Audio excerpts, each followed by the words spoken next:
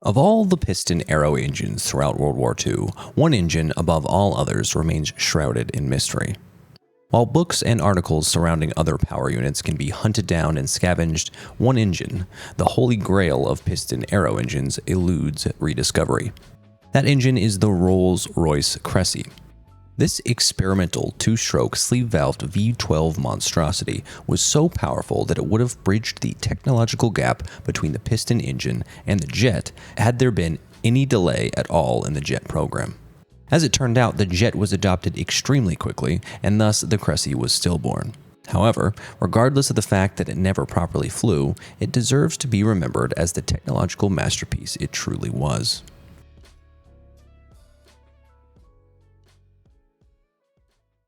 Employing various exotic engineering solutions which were seldom used before and never combined into an aero engine, the Crecy was the brainchild of famous engine designer Harry Ricardo, who also brought design elements to the Crecy that he had been using since he was just a schoolboy. Like an artist with a unique style, the technological quirks Ricardo preferred followed him like a signature, and by taking a step backward, we can see the idea of the Crecy forming throughout Ricardo's career as an engineer. Ricardo's first engine, the Dolphin, was a redesign of a pre-existing engine on which Ricardo implemented the first design feature he would continue to use throughout his designs. At the time, designers were troubleshooting the apparent inefficiency introduced whilst throttling an engine via reducing air and fuel together, a phenomenon that had been traced back to the reduction of air flowing into the cylinders rather than the reduction in fuel. As such, engineers of the day were attempting to find ways to throttle petrol engines through fuel adjustments alone.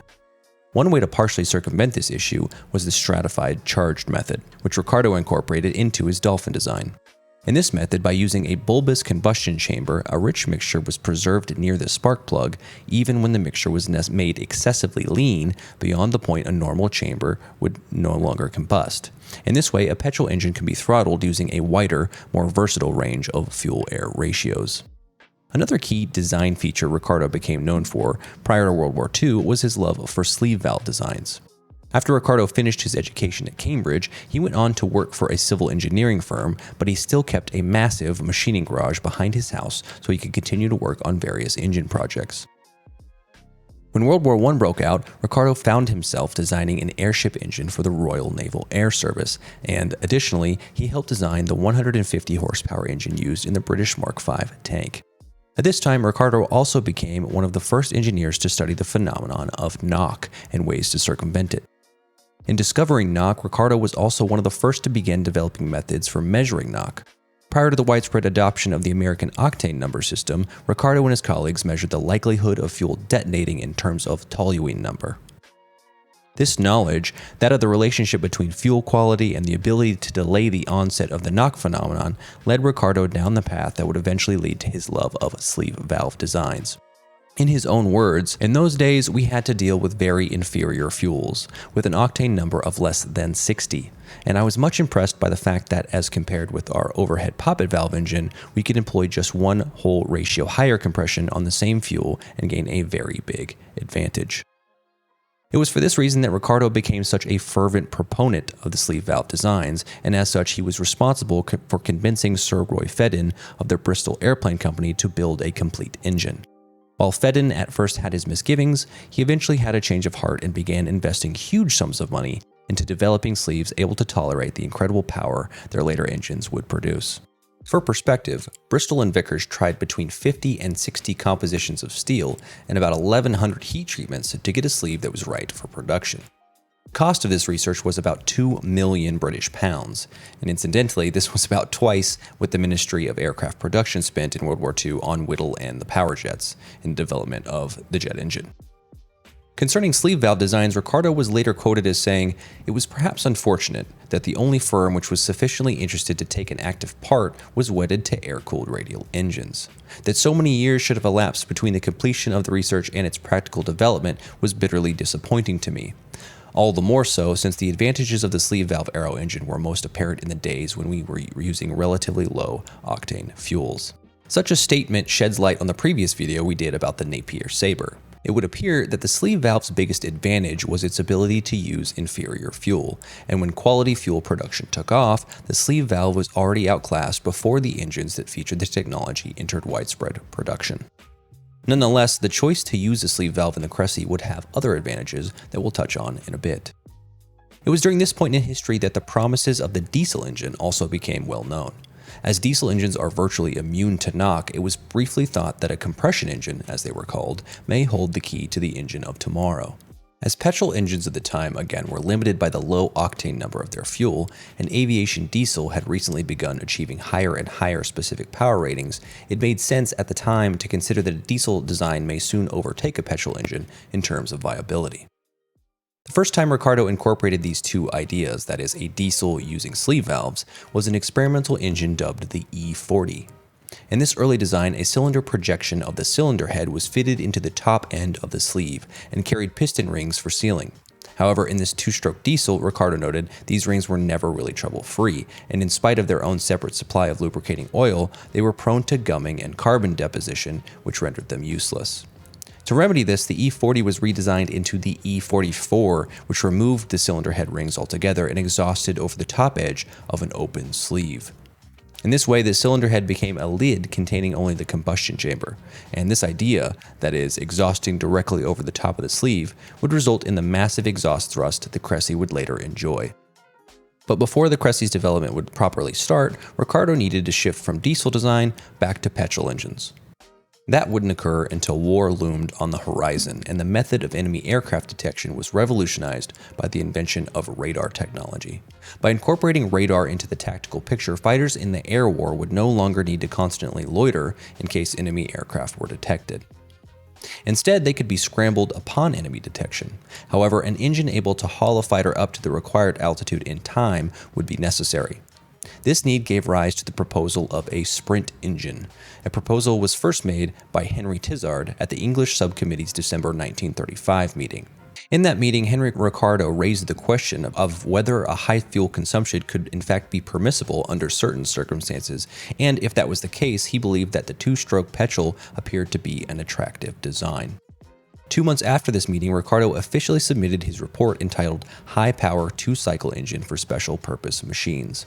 In it, it starts, the present note relates to the possibility of developing a special purpose aero engine of very high performance for short flights only, without the usual regard for fuel or oil consumption, but in which high specific output and small frontal area are taken as being the dominating conditions. Essentially, Ricardo, in this report, planned on redesigning his experimental E44 design into a spark ignition and running it as a petrol engine. And as we now know, this design, when scaled up to a full-sized V12 and manufactured by Rolls Royce, would eventually be named the Crecy.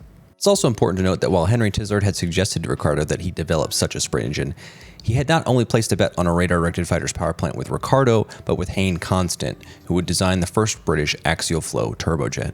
After these meetings with Tizard, Constant would later recall, I remember a conversation with Mr. Tizard, the rector of the Imperial College, in which he asked me what was the most worthwhile research to be done in the engine field. I told him of my hopes for the turbine, and he gave an encouraging reply. There is no doubt in my mind that it was Tizard's imagination and enthusiasm that provided the drive during these critical days. Apparently, Whittle, too, had the same experience, later saying, our best friend was Henry Tizard. It was Tizard who made the connections that led to the Air Ministry funding of power jets. In the future, I'll probably be covering these early jets, but the reason I bring them up is that it's important to put the Crecy project into context. You see, it wasn't, as some might think, some off-the-wall project made to investigate the feasibility of strange technology. Rather, it was one of several bets made by the British at a time of imminent threat to quickly develop new types of power plants that would be well suited for what would be a reactive type of defense.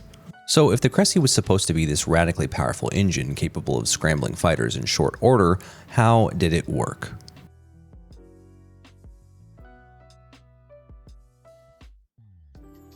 In rough terms, the Crecy engines were liquid-cooled, upright, 90-degree V12 two-strokes. Each cylinder had a single sleeve valve and petrol injection directly into the combustion chamber. Again, ignition was spark-driven with charge stratification, and the final version of the engine used an exhaust-driven turbine to recover some of the power losses incurred by the single-staged supercharger. However, as we'll see, even after the turbine, there was plenty of exhaust gas to spare. Additionally, the Crecy was directly fuel injected, used oil-cooled pistons, was power controlled via fuel metering, although some throttling was used because the stratified charge wasn't enough for full power band operation, and again, it was supercharged by necessity, because two-stroke engines won't operate unless the inlet manifold pressure exceeds the exhaust pressure to drive out the exhaust products and introduce fresh air into the cylinder. As such, the blower was the only means of filling and emptying the cylinders of the Crecy. To give a quick power overview, by the end of the Crecy's development, Henry Ricardo had his single-cylinder E65 test engine running at a power output equivalent to 5,000 brake horsepower had it been converted to a full-scale Crecy. Now, that's a lot of power for the time, considering the engine only displaced 26 liters. In terms of the engine's particulars, the Crecy featured a 5.1-inch bore, a 6.5-inch stroke, 1,536 cubic inches or 26 liters, a compression ratio of 7:1, a 12-inch rotor diameter on the supercharger, which was geared at 8.77 and made about 18 pounds of boost using 100 octane fuel, and its dry weight was with the turbine and the contra-rotating reduction gears was about 1,900 pounds. So now that we know the specifics, how did this thing actually function? Well, we're going to cover it, but first let's do a quick review of some of the differences between a two-stroke and a four-stroke engine. Remember, in the four-cycle engine, the exhaust is removed entirely by the piston, then recharged with the requisite mixture of fuel and air through the inlet. In a two-cycle, however, the cylinder cannot be emptied because there aren't enough strokes to go around, so the residual exhaust must be displaced by the incoming air, but if the air supply is throttled, the result is that the less exhaust is displaced and, in the extreme, the cylinder will be just left full of exhaust gas. Because of this, the power of the engine cannot be efficiently controlled by air throttling, but only by adjusting the quantity of fuel delivered.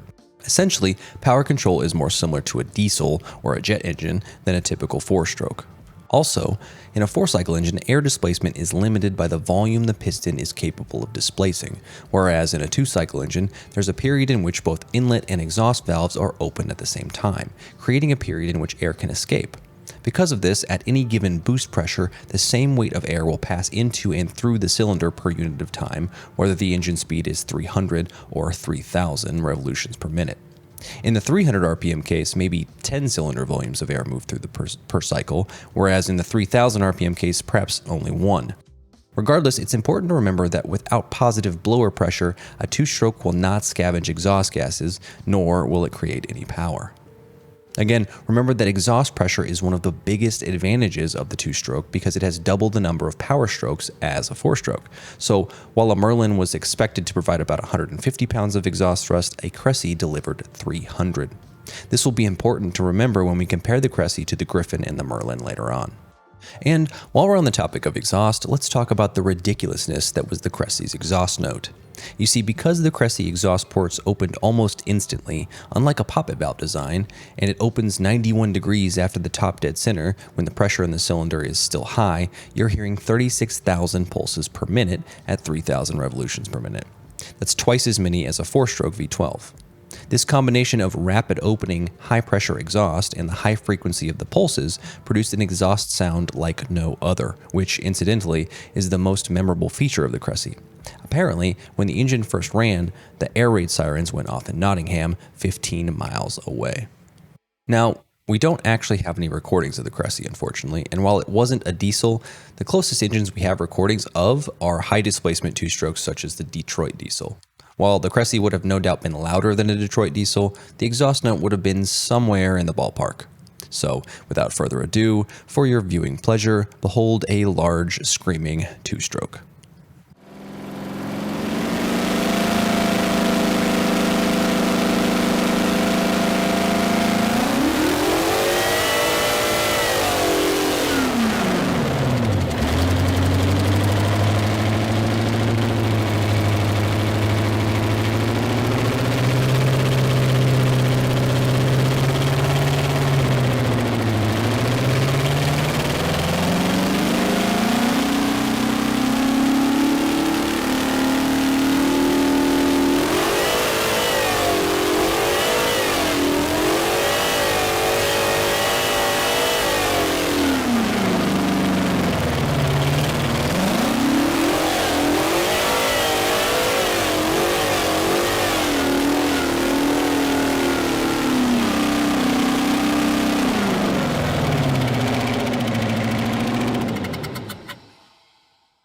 So now that we've refamiliarized ourselves with two-stroke operations and maybe pulled the cotton out of our ears, how did the power cycle of the Crecy with its fancy sleeve valve actually work? Well, fortunately, the folks at Rolls Royce Historical Society have provided us with this excellent graphic that splits the two-stroke power cycle of the Crecy into 6 steps. In the first image, the piston is at top dead center, while the sleeve has begun a downward stroke 15 degrees ahead of the crank. As combustion occurs, we move on to step 2. In the second image, we can see the top of the sleeve is now cutting across the cylinder ports. At the same time, the piston skirts for cooling are open to blast air from the intake valve. In phase 3, the inlet opens 52 degrees prior to the bottom dead center as the top of the piston cuts across the sleeve ports. At this time, both the piston and the sleeve are traveling downwards and scavenging has begun. At this time, the exhaust ports remain 3/4 open and the sleeve port is still drawing in air, which is cooling the rings and the top of the piston and moving upwards in a column to clean out the bulb of exhaust residuals. All the while, the exhaust port continues to fully scavenge the remaining exhaust. In the fourth image, the piston is at bottom dead center, and fuel injection begins. At this point, the extreme end of the spray catches air as it enters and eddies around the sleeve port bars, breaking up the fuel particles. As the exhaust closes at 59 degrees after bottom dead center, the injection step ends with an intentional dribble of fuel to ensure the stratified charge in the bulb remains rich. Now, the top end of the ascending sleeve closes the exhaust ports, and the cylinder fills with air until the incoming blower pressure is attained inside. In the final step, before combustion, the top end of the piston cuts across the sleeve port, and the sleeve and the piston are moving upwards. Compression finally commences with the richest charge retained in the bulb. And that's it. While the sleeve makes it seem slightly more complicated, the engine's total cycle is actually more simple than a comparable 4-stroke. But that being said, if it was so simple and so powerful and so amazing as we were making it out to be, why didn't it succeed? That's a great question. In the end, the deck was stacked against the Crecy. Due to a lack of priority status, not enough qualified engineering talent, typical teething problems, and the rapid acceptance of the gas turbine, the Crecy program was cancelled in 1946. Interestingly, David Birch, one of the authors of my primary research source, claims that if only Messrs. Whittle and Von O'Hain had been born 10 years later, what a glorious swan song there might have been for the piston aero engine. However, while we can't appreciate any actual service from the Crecy, many engineers of the day were keenly interested in performing hypothetical tests and collecting data that I think is extremely interesting. To start, we know that, in fact, the Crecy was actually intended to be mounted originally in the Hawker Henley, and one was actually delivered on March 28, 1943 to be converted to a Crecy power unit. But unfortunately, due to delays in the program, the Henley sat without an engine for the remainder of the war. Interestingly, this was not the first aircraft intended to be mounted with a Crecy, as the Spitfire II was fitted with a Crecy mock-up in the summer of 1941. However, tragically, this exercise proved futile as well, as production of the Spitfire III never occurred. That being said, though, the performance of the Spitfire with the Crecy engine was compared with the Merlin 61 in a report prepared by Witold Chalier, who was Hucknall's chief performance engineer. In the report, we can see 3 estimates of performance, 2 by the Royal Aircraft Establishment, featuring both single and 2-stage supercharged applications, and the Rolls Royce figures. In this instance, the Spitfire used for comparison, like I said, was using a Merlin 61 operating at 15 pounds of boost. As the engineers discovered, the most notable trade-off of using the Crecy was a slight reduction in climb rate for a huge boost in top speed. With the 2-stage supercharger, we can see that the RAE expected a 58 mile-an-hour increase in top speed over the Merlin. However, in that configuration, we can see that the Spitfire would lose a considerable amount of its climb rate. In this instance, I think a more solid trade-off would be the single-stage Crecy, which offered an impressive top speed of 352 across the ground and 431 at 19,000 feet, while still making a respectable 3,600 feet per minute in the climb. At the end of this report, Chalier states, "It will be seen that the estimated performance is very high, both speed and ceiling. The high speed is due to the large ejector thrust power, which is much greater than in a 4-stroke engine and amounts to over 25% of the engine power at high speeds and altitudes." So in this report, we can see this data sort of backing up the later claims that the 2-stroke should have been the bridge between the jet and the 4-stroke piston aero engine, as the exhaust jet thrust was a massive advantage. There was also an interesting comparison made between a Griffin-powered Spitfire and the Crecy. However, it's important to note that Farnborough based its estimates on a two-stage supercharged Crecy, which was a hypothetical configuration that was never achieved in reality, as Rolls-Royce instead opted to use the single-speed supercharger in a power recovery turbine instead. In any case, the resulting comparison is interesting, to say the least. What we see in this chart is that their performance is nearly identical. However, it's critical to remember that the Griffin was 37 liters while the Crecy only displaced 26. What's also interesting is to see again how much exhaust thrust is contributing to top speed. In the Griffin, we're only seeing a boost of about 44 miles per hour due to exhaust thrust, while the Crecy's exhaust is increasing the top speed by 88. Later, as Ricardo kept making improvements to his experimental E65 engine, upon which the full-sized Crecy was based, Farnborough made an updated estimation of performance. As Ricardo was getting 270 pounds of brake mean effective pressure while running at 3,500 RPM with a shorter stroke, and real quick, if you don't know what BMEP is, it's the pressure in pounds per square inch, which if exerted on the piston for the full stroke, would produce the power measured by the dyno with zero frictional losses. It doesn't matter if that doesn't make any sense, just know that he was making big power, and he was also forcing enough air into the cylinder to fill it 2.89 times per cycle, so he was using a big blower. In any case, the Farnborough boys extrapolated this new data out to the full 12-cylinder engine, and the results were insane, estimating a maximum output of 3,500 brake horsepower on 26 liters, which would propel a Spitfire to, they estimated, about 535 miles per hour at 32,000 feet.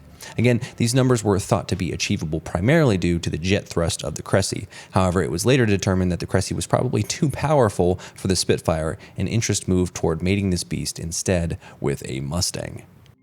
After the Allison was swapped with the Merlin, a study was conducted concerning the performance of a Mustang fitted with a Crecy engine. This study actually planned on mounting the engine mid-fuselage and entertained three possible exhaust configurations. In the first, the exhaust provided ejector thrust in the normal manner, just through exhaust stacks. In the second configuration, an exhaust-driven turbine was fed back into the crankshaft to relieve the energy that drove the propeller and the supercharger in a typical turbo compound configuration. But in the third proposal was when things got interesting. In this configuration, an exhaust drive turbine called a thrust augmenter was used along with an outer annulus that was fed with the air from the radiator and oil cooler.